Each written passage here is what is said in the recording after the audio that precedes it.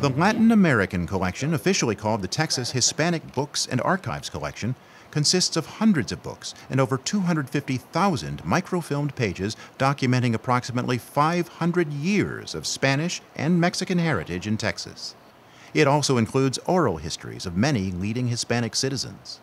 Mexican Americans first began to come to Houston right after 1880, and they formed a community by 1910. And they came here principally for two things, and that is to work on the railroad and to work on the ship channel industries.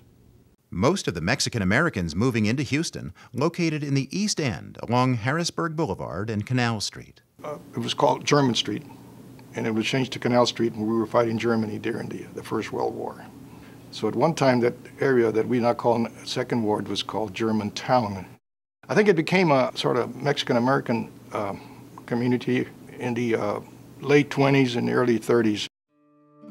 I think the most memorable experience that I ever had with the Houston Mexican American archival component had to do with the Melisio Gomez Family Collection. They were very important people in the Magnolia Park area.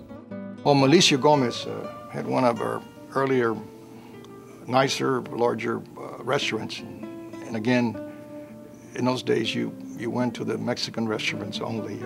And the Melisio Gomez Family Collection represents one of the finest family collections here or anywhere else in the nation dealing with Mexican Americans. It is a collection of documents, photographs, correspondence, music, flyers, brochures, publications, you name it, that were assembled by this particular family over the years of their activities in Houston. The mother and father were from Mexico. They fled the revolution. He came up and worked with the railroad, and his three daughters got involved in all sorts of activities. They all graduated from high school, and it shows their activities in civic organizations. So it's just an absolutely wonderful story because it not only chronicles what a family did, but it is a microcosm of Hispanic Houston during those years. Our Lady of Guadalupe was the first church in Houston that set their service in Spanish. It was, I think, opened in 1912.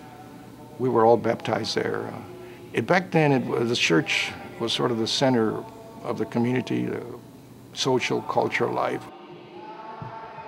Longtime Houstonians and even newcomers are familiar with a distinctive Spanish-style restaurant near downtown called Felix. People will know the name Felix Tijerina or Felix because it came to be synonymous with his restaurant chain.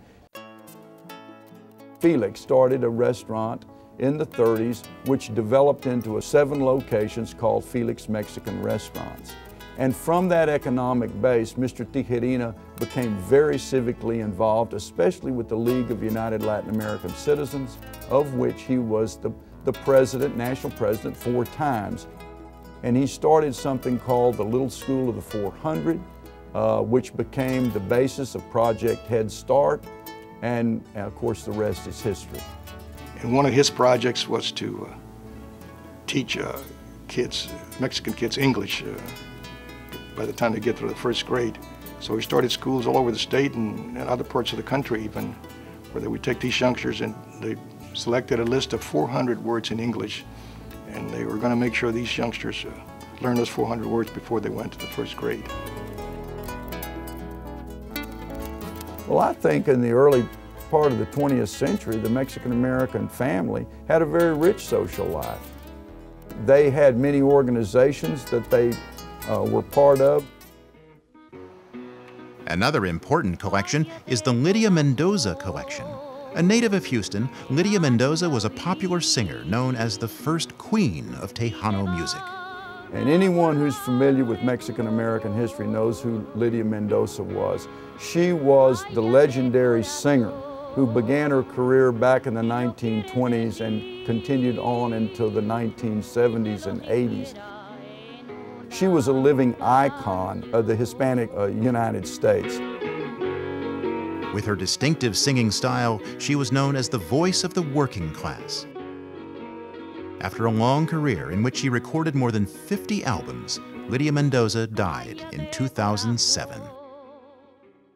I believe that the Mexican-American archival component is a cultural and educational and research treasure for the city of Houston. It is a collection of local interest, but it has national implications.